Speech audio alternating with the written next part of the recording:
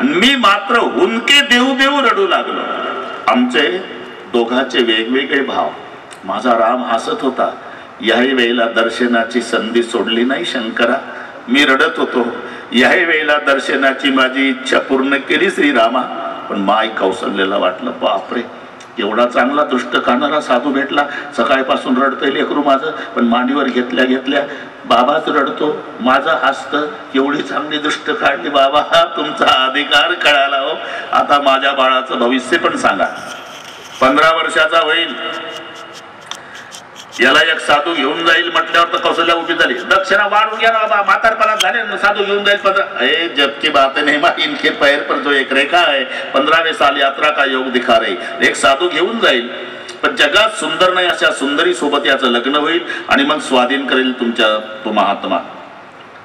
बाबा राज्याभिषेकात सांगा ना. मला माहिती होतं पार्वती हे राज्यावर बसायच्या आधी 14 वर्षे वनवासात जाणार आहे. हे सांगतो माय कौशला दुःख होणार आहे. मी सांगितलं आई साहेब काल तर जन्म झाला, एवढी घाई का करता, थोडं मोठं होऊ द्या, एक दिवस येईल फुकट सांगून जाईल.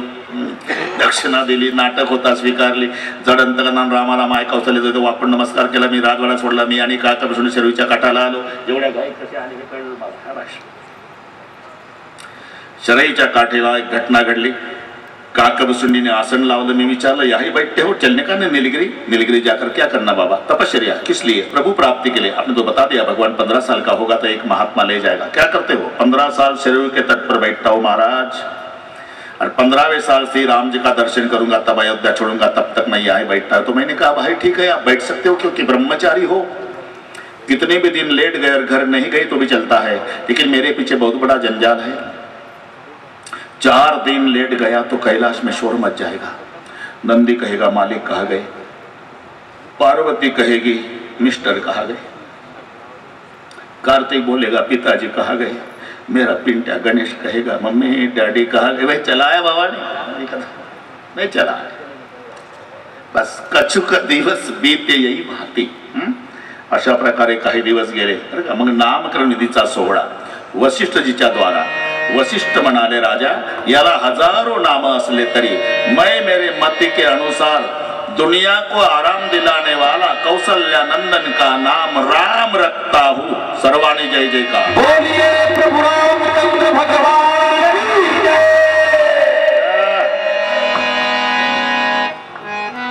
नाम जो अभी तक पुराना नहीं हुआ. राम राम शब्दातली एक मजा अशी आहे, तोंड उघडतन बंद होतं. काही खर्च येत नाही, करून तर पहा. राम नाही तर माझं सर्वांना आव्हान आहे नाना, तोंड बंद करा, रा म्हणून दाखवा. तोंड उघडा, म म्हणून दाखवा. वाटल ते बक्षीस देऊ. उघडा तोंड, मना म, बंद करा तोंड, मना रा. नाही जमत. राला उघडायचंच, मला बंदच करायचं इच्छा नसली तरी. काय कारण? अरे रा म्हटल्याबरोबर तोंड उघडतं की आतलं पाप बाहेर जातं. आणि लगेच घुसलं तर घुसल कसले का मनी गेट बंद होतो. रामायण चांगलं कळतं तुम्हाला. रकार उच्चार मात्रेन बहिर निर्याती पातकम. राचा उच्चार झाल्याबरोबर तोंड उघडले की पाप.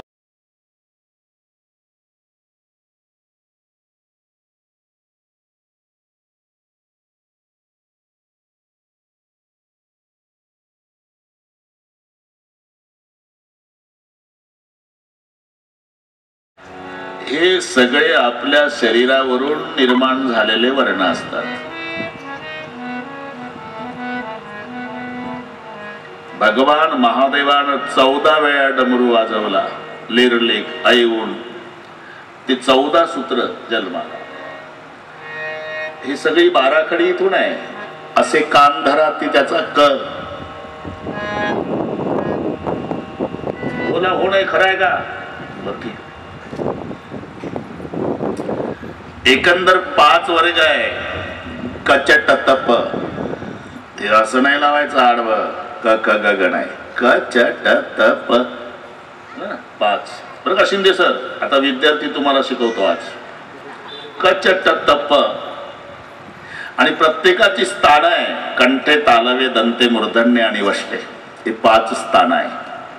कच कंठे स्थान आहे, पूर्ण लाईन. तुम्ही नरड्यावर इथं बोट ठेवा कंठावर आणि पूर्ण लाईनचा उच्चार करा. क, ख, ग, घ आणि अंग शेवटचा.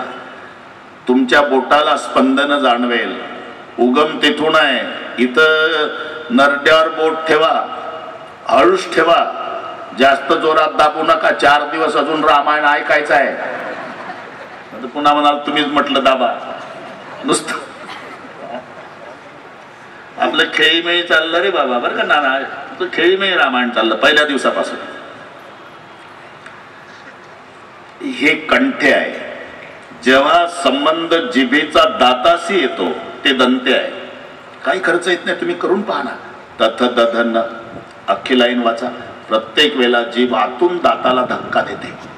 करून तर पहा. त थ द द न. हे पोरं जमलं का नाही? करून पाय. त थ द ध न. प्रत्येक वेळ काय म्हणतील, आमची जीभ दाताला धक्का देत नाही. दात नसेल. अरे नाना, तिकडची गोष्ट सांगतो. अजून 4 दिवस इकडे थांबायचं आहे. धर्मशाळेत उतरले दोघं. भात शिजवला बरं का, रैदास पातेल्यात अर्धा अर्धा वाटून घेतला. जेवायला सुरुवात करणार, लाईट गेली. हा म्हणला घे, काय कानात जातो का घास. केलं सुरू जेवण. ते प्रत्येक घासात खडा काढायचं पुढचं. हा म्हणला काय एकाच पातेल्यातला भात दोघही खातो, मला एकही खडा नाही लागला, तू प्रत्येक घासात खडा काढतो. त्यालाही शंका आली. त्यानं मोबाईलचा लाईट याच्या तोंडावर मारला. याला एकही दात नाही. तो म्हणला खडाच काय का तुला दगड नाही लागला. तसं हे आपलं दंते चाललंय. नाना दात.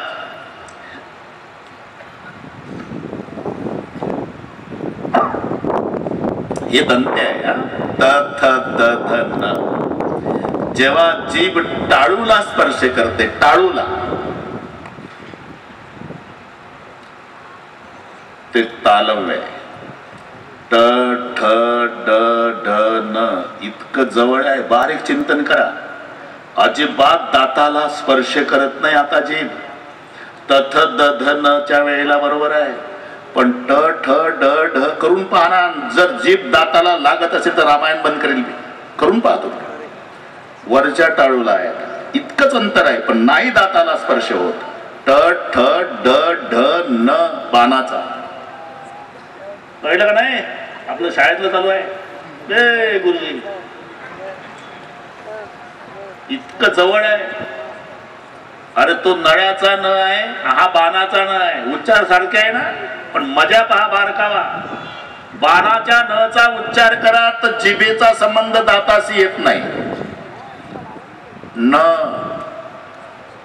वर लागते टाळूला, न लागते दाताला. हे दंते आहे, ते टाळवे.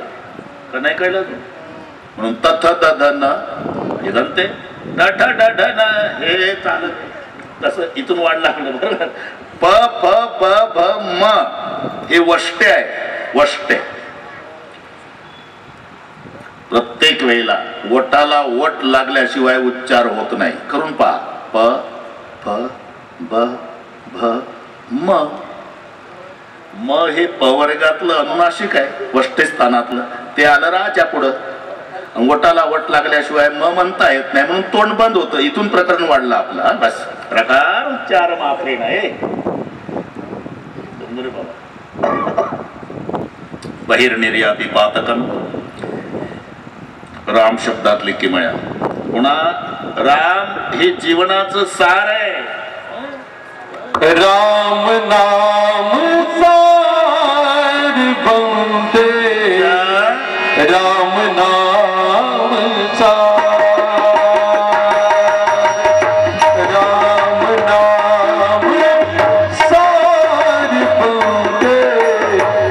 राम नाम सार.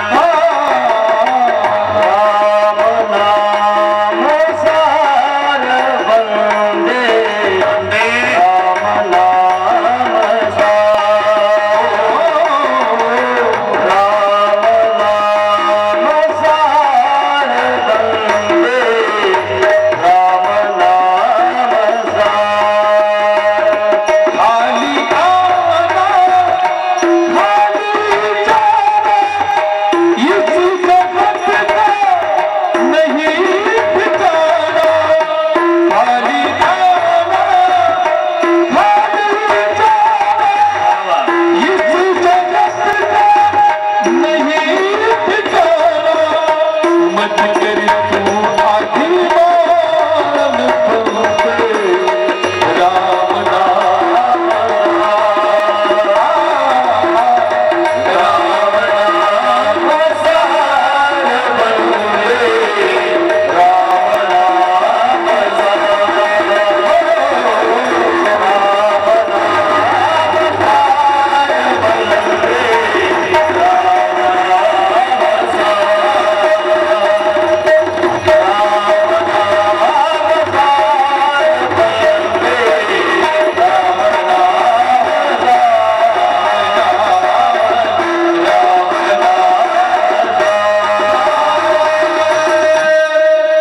नाम सार सार माहिती आहे ना,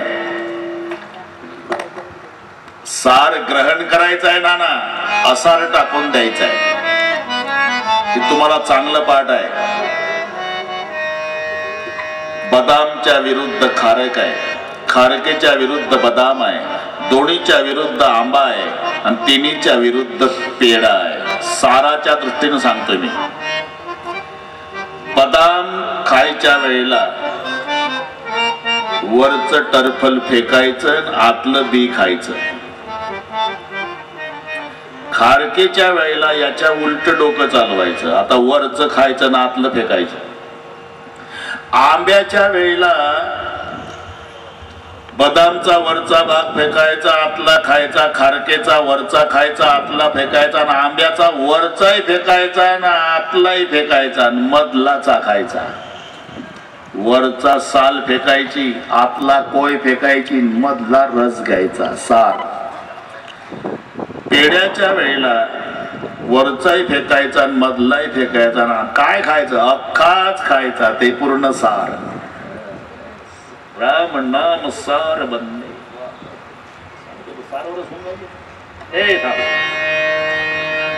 थोडे 2-4 मिनिट घेतोच तुमचे. आता सार जे शिल्लक राहत, अरे हे 100 कोटी श्लोकाचं रामायण तिघात भांडणं सुरू झाली बरं का. विठ्ठलराव, देव दानव आणि मानव. देव म्हणाले रामायण आमचं आहे, दानव म्हणतात आमचं आहे, मानव म्हणतात. तिघाची भांडणं हायकोर्ट. हायकोर्ट म्हणजे महादेव बडादेव शब्द म्हण का बाबा, का भांडता? रामायण आमचं आहे, नाही आमचं आहे, नाही आमचं आहे. तिघही थांबा. कोर्टाच्या नियमाप्रमाणे ज्याला विचारू त्याने बोलायचं. उभे राहा. देव दानव मानव 3 पार्ट्या. विचारलं देवाला, काय तुझं म्हणणं? आमच्यापैकी एका देवाचं चरित्र या ग्रंथात असल्यामुळे रामायणाचे हक्कदार आम्ही आहोत. महादेवजी म्हणले ठीक आहे, पण मला एवढ्याही पार्ट्याचा विचार करून मग निर्णय द्यावा लागेल. बसा खाली. दानवांना उभं केलं. तुमचं काय म्हणणं आहे? आमचा पार्टीचा रावण, आणि रावण नसता तर रामायणच झालं नसतं. खरे हक्कदार आम्ही. बापरे, हे तर पहिल्याही पक्षापेक्षा भारी दिसते. म्हणजे आता एकच पार्टी राहिली. माणसं टोपीवाले. टोपीवाले टोप्या कोणी घालतात का? ज्याला डोक्या आहे ते. माणसानं कोर्टात टोपीतलं डोकं वापरलं. तुमचं काय म्हणणं आहे? महादेवजी म्हणाले यांची भांडणं नंतर आहे शिवजी. खरे हक्कदार आम्ही आहोत. म्हणजे वाल्या कोळी माणूस होता, माणूस. त्याचा झाला वाल्मिकी, त्यानं लिहिला हा ग्रंथ. खरे हक्कदार आम्ही. शंकरजी म्हणले टोपीवाले जास्त हुशार दिसतील. ठीक आहे बा, भांडणानं कोणाचं बरं झालं नाही, त्यापेक्षा तिघात वाटून घ्या. तुम्हीच वाटून द्या. महादेवानं वाटप सुरू केलं. 100 कोटी श्लोकाचं रामायण. लक्ष द्या. 33 कोटी श्लोक देवाला, 33 कोटी दानवाला, 33 कोटी मानवाला. राहिले 1 कोटी 33 लक्ष देवाला, 33 लक्ष दानवाला, 33 लक्ष मानवाला. राहिले 1 लक्ष 33,000 देवाला, 33,000 दानवाला, 33,000 मानवाला. मग राहिले 1300 देवाला, 300 दानवाला, 300 मानवाला. राहिले 100. 33 देवाला, 33 दानवाला, 33 मानवाला. एकच उरला. लक्षात राहिलं का? 33 कोटी 33 लक्ष 33,333 असा वाटप झाला. श्लोक उरला 1. महादेव म्हणले आता काय करू? सुटा करा, सुटा. तिघे म्हणले बरं ठीक आहे. श्लोक सुटा केला. तो 32 अक्षराचा होता. अनुष्टुप छंदाचे श्लोक 32 आहेत. बहुतांश गीतेचे श्लोक 32चेच आहे. घरी जाऊन मोजा तुम्ही. धर्मक्षेत्रे 4, कुरुक्षेत्रे 4, समवेता 4, युद्ध सभा 4, वरची लाईन 16ची खालची 16ची असं 32. सुटा केला श्लोक 33 कोटी 33 लक्ष 33 सहस्त्र 333 आणिक एक उरला. 10 अक्षरे वाट्याली 2 असे उरली 32. आता काय करू? दोघाला दिली तर एक रागावर माझ्यावर. तुम्ही ठरवा. अरे एवढं काम करून दिलं तर ती मला देऊन टाका बक्षीस. दिली बक्षीस महादेवाला. पण जाताना तर कोणती आहे? तेच राम नाम 2 अक्षरे अमृत पान केले शंकरे. ही सार आहे. राम नाम सार. पुन्हा एक मजा सांगतो. थोडी ताकद वाढवा. ऐकण्याची ताकद. नाना कोणत्याही नामाला 4नी गुणायचं हे गणित आहे. 5 मिळवायचे. बरं का पोरो? तयार राहा.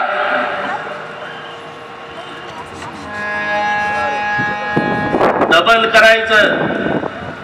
8नी भागायचं.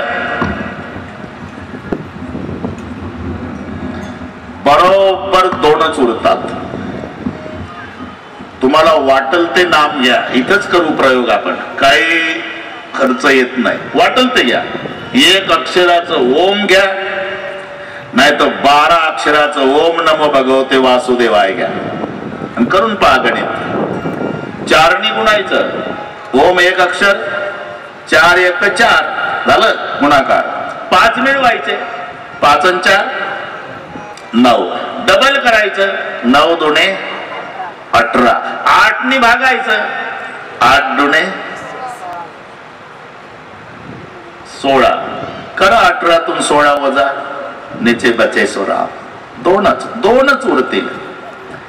1 कशाला? 3च घेऊन. विठ्ठल. चतुर्गुणे 3 चौक 12. 5 मिळवा 17. डबल करा 34. 8नी भागा 4 32. करा वजा 34 मधून 32. 2 उरतात. 6च घ्या. रामकृष्ण हरी. चतुर्गुणे 6 चौक 24. पंचतत्व मिले. 24 न 5 29. डबल करा 58. भागा 8नी. 8 7 56. करा वजा 2च.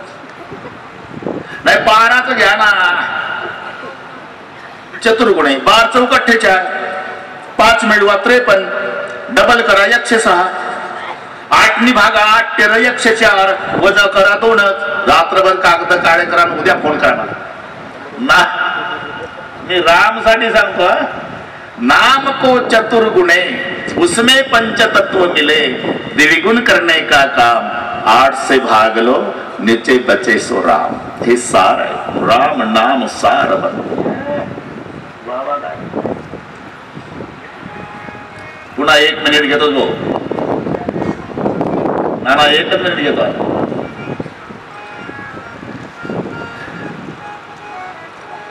त्या मावल्यांना चांगलं माहिती आहे. दह्यापासून निघालेलं सार काय आहे? लोणी. दह्याची अंगी निघे ताक लोणी. एका मोले दोन्ही मागू नये.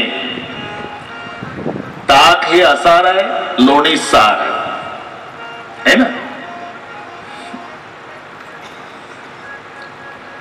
दह्यापासून निघालेलं सार लोणी आहे. पण लोण्यातून निघालेलं सार म्हणजे साजूक तूप आहे. लोण्याला तूप म्हणत नाही नाना. लोणी वेगळे तूप वेगळे. तूप कधी नाव येतं? लोणी कडल्यावर. प्रक्रिया आहे. पातेल्यामध्ये लोण्याचा गोळा या मावल्या ठेवतात. मग खाली जाळ. त्याचं सूत्र आहे. पाण्याचा अंश आहे तोपर्यंत लोण्याचा आवाज आहे. कडकड कडकड कडकड कडकड कडकड वाजत. हे संतांनी आधीच लिहिलं. पाणी जळेपर्यंत लोणी वाचत, उदक तववरी कडकडी लोणी. पाणी जळालं निवांत होणी राहे मग उदक तववरी. आणि कडकड कडकड कडकड वाजायचं थांबलं काय या मावल्या म्हणतात. कडलं बरं का सासूबाई, लोणी कडलं, कारण पाणी पूर्ण जळालं लोण्यातलं. आता कडलं जे उरलं त्याचं नाव साजूक तूप आहे. हा लक्षात घ्या. दयापासून निघालेलं सार लोणी आहे आणि लोण्यातून निघालेलं सार म्हणजे साजूक तूप आहे. त्याचं फलकट तो संसार, येते सार भगवंत. त्याच्यातून निघालेलं सार सार सार सार विठोबा नाम तुझे सार, म्हणून राम नाम सार.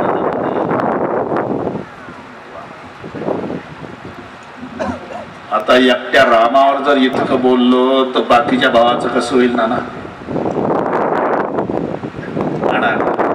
तास तर संपला, तुम्ही घड्याळ पाहणं संपला का नाही? असंच होते. अंदर सुल्ला काय जादू झाली हे कळणार. ठीक आहे. कैकेयी पुत्राचं नाम भरत ठेवण्यात आलं. पुढे शत्रुघ्न आणि लक्ष्मण नामकरणाचा सोहळा संपन्न झाला. पुढे रांगायला लागले प्रभू. रांगता रांगता चालू लागले, चालता चालता बोलू लागले. एवढी वेळ आपल्याकडे नाही समजून घेणे. यज्ञोपवीत संस्कार झाले आणि यज्ञोपवीत संस्कारानंतर रामचंद्र आपल्या बंधू समवेत विद्या शिकण्याच्या उद्देशानं वशिष्ठ गुरुच्या आश्रमात जाते झाले.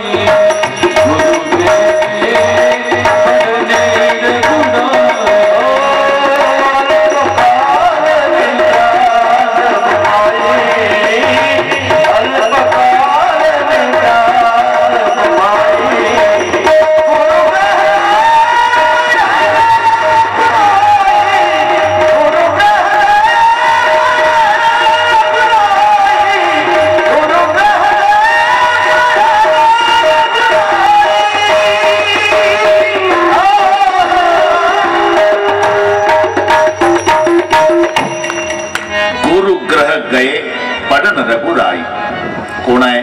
अयोध्येच्या सम्राटाची मुलं आहे नाना. यांना एक पगारी शिक्षक आपल्या वाड्यात बोलवणं अशक्य आहे का? पण पगारी शिक्षक जर शिकवायला बोलवला तर शिकणाऱ्याचा पवित्र भाव राहत नाही. ते म्हणतं हा माझा बाप याला पैसे देतो म्हणून हा शिकवायला येतो. कोण आहे रे हा? माझ्या बापाला गडी. असं शिक्षक या बापाला गडी का? अरे गुरु साक्षात परब्रह्म. लक्षात घ्या, गुरुपेक्षा श्रेष्ठ पात्र जगात कोणतंच नाही, देव सुद्धा नाही. तुम्हाला पाठ आहे, गुरु थोर की देव थोर म्हणावा, आधी नमस्कार कोणासी करावा, मज वाटते सद्गुरु थोर आहे, दयाच्या प्रसादे रघुराज पाहे, जय जय रघुवीर समर्थ. गुरु शब्दाच्या विरुद्ध एक शब्द आहे विरुद्धार्थी. मराठी मध्ये गुरु विरुद्ध शिष्य नाही बरं का, गुरु विरुद्ध लघु. मराठीत विरुद्धार्थी शब्द, गुरु विरुद्ध लघु. लघु म्हणजे लहान आणि गुरु म्हणजे महान, ज्याच्यापेक्षा देवही मोठा नाही. हे जगाला दाखवण्यासाठी जगाचा बाप महालातून आश्रमात जातो शिकायला.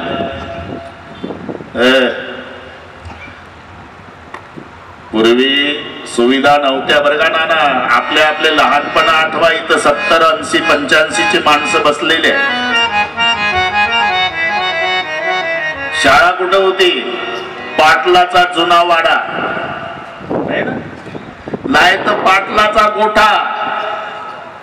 गोठाही नसेल न वाडाही नसेल तर झाडाखाली आहे ना. याच्यात बरेच असतील बिचारे, पण संस्कार संपन्नता होती राजा. इमारती मोठ्या मोठ्या झाल्या, आता संस्कार संपले. काय आदर होता पूर्वी नाना.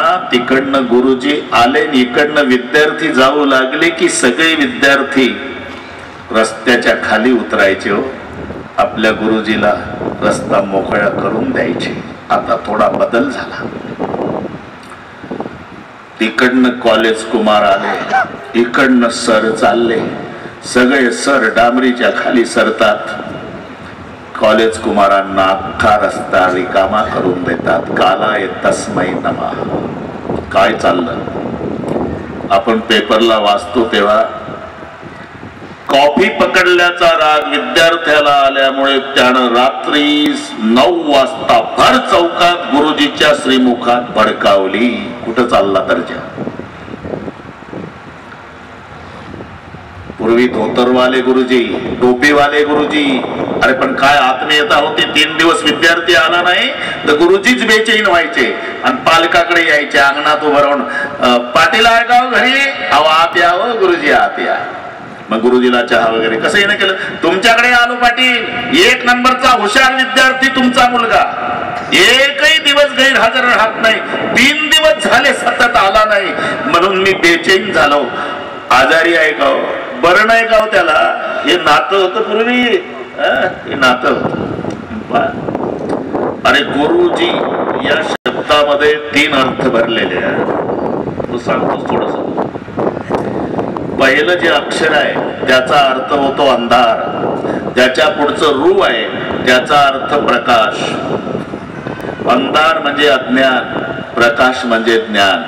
म्हणून गु शब्द स्पंदकारोस्ति रुकारो तन निरोधकाः. अंधकार निरोधित्वा गुरुरित्ते भिदीयते. अंधाराकडून प्रकाशाकडे म्हणजे अज्ञानाकडून ज्ञानाकडे नेण्याचं कार्य. हे होताना नाना शाळेत एक वाक्य लिहिलं असते, विद्यार्थ्यांना सांगतो, तुम्ही वाचा ते वाक्य. तमसोमा ज्योतिर्गमय.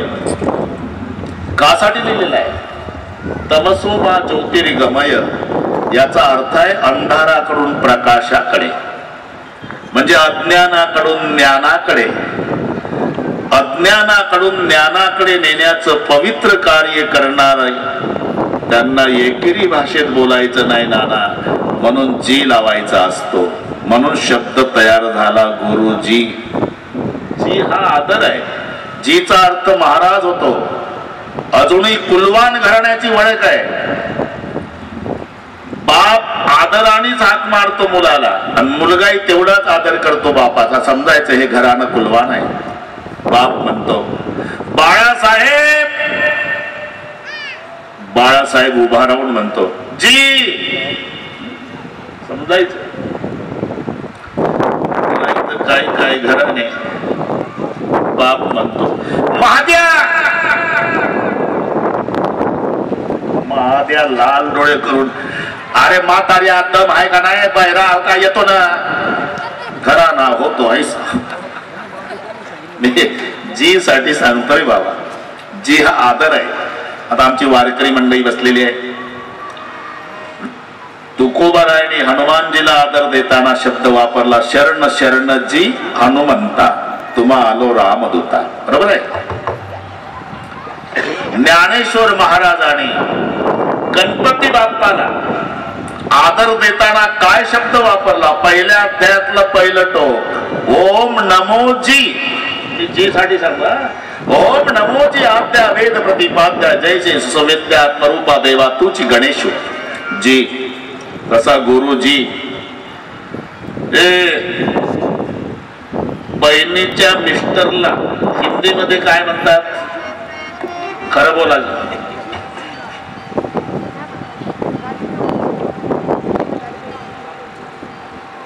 काय म्हणतात, हा जिजाजी. खरं सांगा ना मग, काय हरकत आहे त्याच्यात, दोन जी आहे म्हणून तो विचारतो तुम्हाला.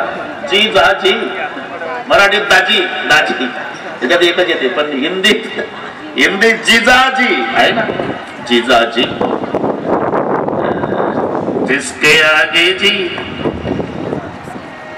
जिसके आगे जी, जिसके पीछे जी, जिसके आगे पीछे जी जी, ओ मेरे जीजा. हे कामा होत आहे गुरुजी. ना आपलं कुठून वाढलं नाही, शुद्धीवर आहे गुरुजी. बरे का पोरो, गुरुजी शब्दातली ही ताकद आहे. पहिलं अक्षर म्हणजे अज्ञान, रू म्हणजे ज्ञान, आणि अज्ञानाकडून ज्ञानाकडे नेतात म्हणून आदर देऊन बोलायचं, म्हणून गुरुजी. पण गुरुजी म्हटल्यावर वाटतं अंदर सुलच आहे, सर म्हटल्यावर वाटतं ये नाशिकला आले का. पण गुरुजी जी मजा आहे ती सर मध्ये नाही. बस शिकायची गरज नाही. अल्पकाल विद्या समपाय. विद्या प्राप्तीनंतर चारही पुत्राला वशिष्ठ गुरुजींनी दशरथजीच्या स्वाधीन केलं प्रकरणाला. आता 14वं वर्ष पूर्ण झालं चारही बंधूचं, आणि 15व्या वर्षात पदार्पण झालं. वर्ष पंचदशके भय भगवान. प्रभूचा नियम आहे. हे घरी आल्यावर तो सांगतो, विद्या शिकून आल्यावर सकाळी उठले म्हणजे आपल्या माय बापाच्या पायावर डोकं ठेवून दर्शन.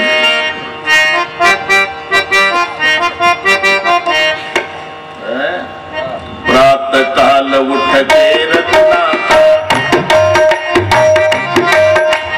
मातु पितु गुरु नावई माता. शाबास शाबास. बरं का नाना. कोण अर्जाच्या पुढं बारी लागली पंढरपुरात.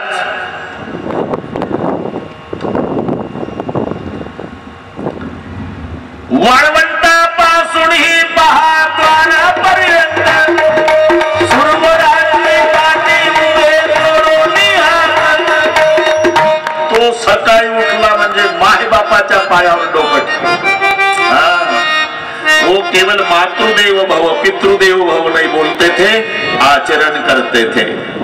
अरे व्याख्यान ठोकायला काय लागतं नाना. आता व्याख्यान सुरू झाली माय बापावरची. स्पेशल व्याख्यान आहे माय बापावर. माय बापावर तिखट मीठ लव बोलत ते.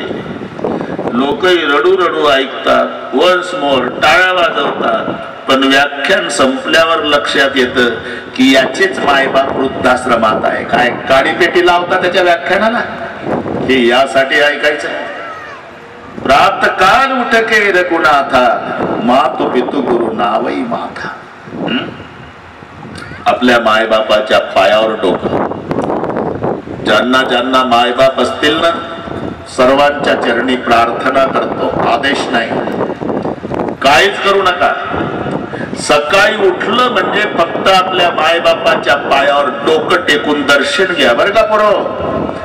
मायबाप तुमच्या पाठीहून प्रेमानं हात फिरवतील तो दिवस केवढा समाधानाचा जातो हे तुम्हीच ठरवा, कोणाला विचारायची गरज नाही. माय आणि बाप घरातल्या समया असतात, समया. नाना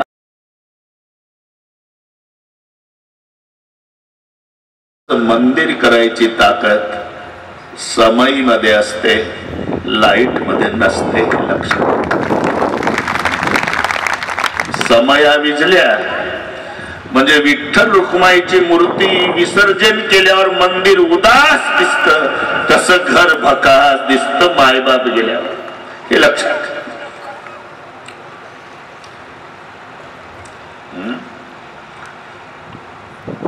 फार खर्च येत नाही. मायबापाचं महत्व मायबाप गेल्यावर कळतं. जवळून आमचा संबंध ज्या परिवाराशी आला, बनकर परिवार, इथेही मी 2 दिवस संध्याकाळचं जेवण करायला गेलो. ज्यांच्याकडे वास्तव्य आहे, कालही परवाही, महाराज आम्ही भाऊ भाऊ एकत्रित आहे. मग मनात वाटतं आपण रामायण सांगतो याचं सार्थक आहे. अरे काय घेऊन जायचंय शेवटी. आणि पुन्हा एक सांगतो, आपले मायबाप जास्त दिवस जगावे असं वाटत असेल, मायबापाची सेवा करू नका. फक्त तुम्ही भाऊ भाऊ एकमेकावर प्रेम करा. तुमचं प्रेम पाहून तुमचे मायबाप बिना औषधाचे 10 वर्ष जास्त जगतील, हे लक्षात ठेवा. त्यांचं काय 2 चपात्याचं जीवन आहे, त्यांना काय लागतं. पण तुमचं एकमेकाचं प्रेम पाहिलं ना, हे त्यांचं म्हातारपणातलं टॉनिक आहे राजा. आणि मुलाची रोजची भांडणं मायबापानं पाहिली, 6च महिन्यात मायबाप जगाचा निरोप घेतात. म्हणून आम्ही जातो ना बनकर परिवार, 7ही भाऊ बसले का मित्रासारख्या गप्पा, आनंद वाटतो. त्यांचे आई वडील होते तेव्हापासूनचा संबंध आहे, रक्ताचं नातं. एकच बहीण आहे त्यांना, पण अन्नाला किडनी लागत होती तर ताईनं दिली. याला म्हणतात घर में माई, खेत में भाई और गोठे में गाई. घराची व्याख्या काय? एकमेकाचं एकमेकावर जीवापाड प्रेम असतं.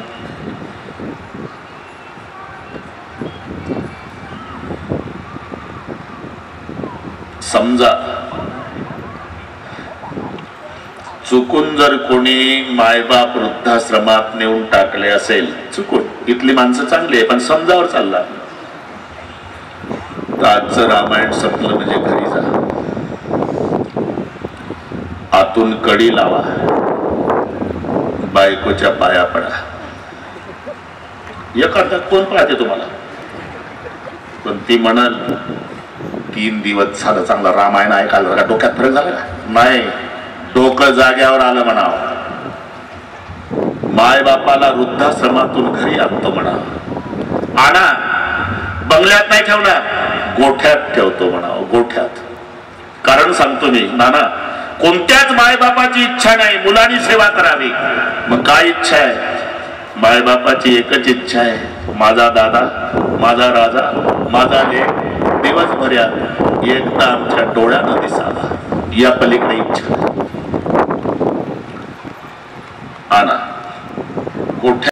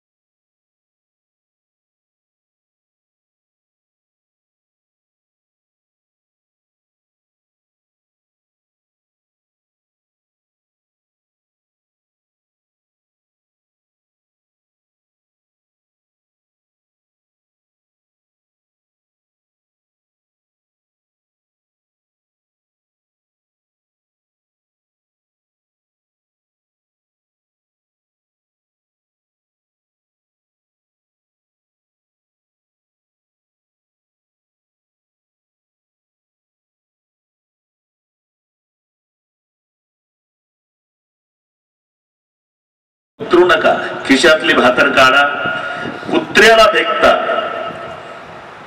तशी फेका गोठ्यात. पाहू नका शेणात पडली का गव्हाणे, तुमचं काम झालं. जा ऑफिसला. आता दोघांनाही उठवत नाही नाना.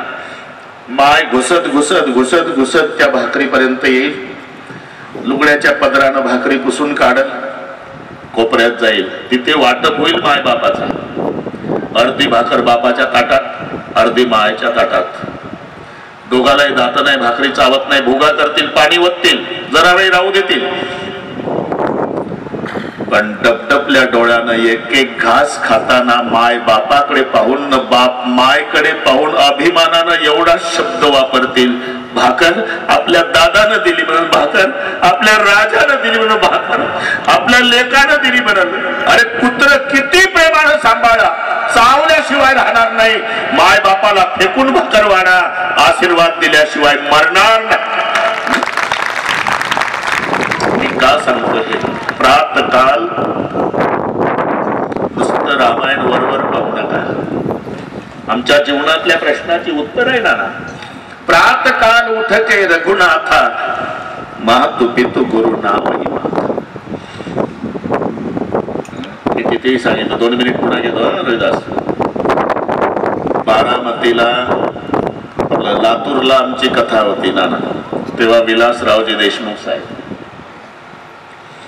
त्यांचे वडील वारलेले दगडूजी देशमुख, बाबळगाव त्यांचं, लातूर. बस घडलेली घटना ही पुराणातलं नाही सांगत नाना. एक मोठा अधिकारी साहेब रोज रामायणाला यायचा. 2 दिवस आला, तिसऱ्या दिवशी पत्नीला आणलं, बळच आणलं.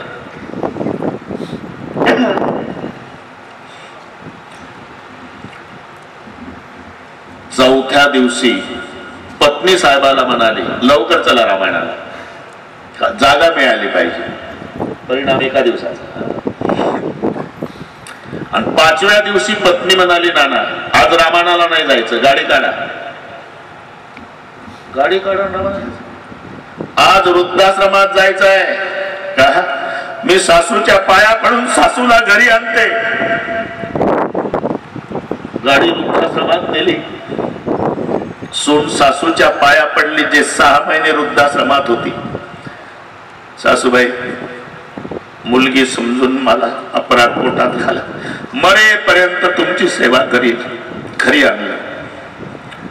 पण त्या म्हातारीनं हट्ट धरला नाना. माझ्या सुनावर ज्या बाबाचा परिणाम झाला, एकदा त्याचं दर्शन घ्यायचं आहे. माझ्यासारख्या बऱ्याच म्हाताऱ्या वृद्धाश्रमात आहे म्हणावं, रोज त्या बाबाला हे सांगा. त्या आणलं. साहेबांनी परिचय करून दिला. माझी आई, ही माझी पत्नी. काल आम्ही रामायणाला आलो नाही, कारण वृद्धाश्रमात गेलो. हिचा आग्रह होता सासूला घरी आणायचं.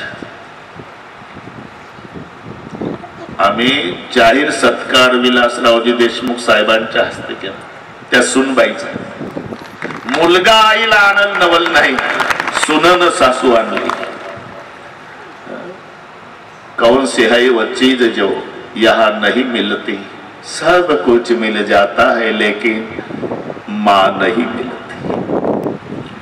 ही प्रभूचं सांगतो, हे आपल्यासाठीच आहे. प्रातकाल उठके रघुनाथा, मातु पितु गुरु नावही माता. गादी तडे मन चिंता व्यापी, विश्वामित्र चिंतातूर आहे. बऱ्याच वेळा यज्ञाचं आयोजन केलं, पण राक्षस यज्ञाचा विध्वंस करतात. कळालं प्रभूचा अवतार झालेला आहे. मग विश्वामित्र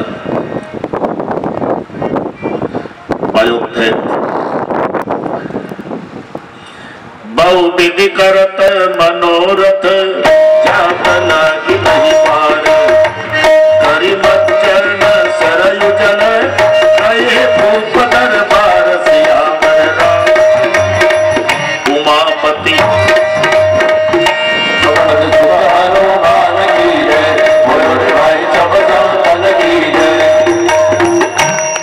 राजे दशरथ सामोरे बंधन के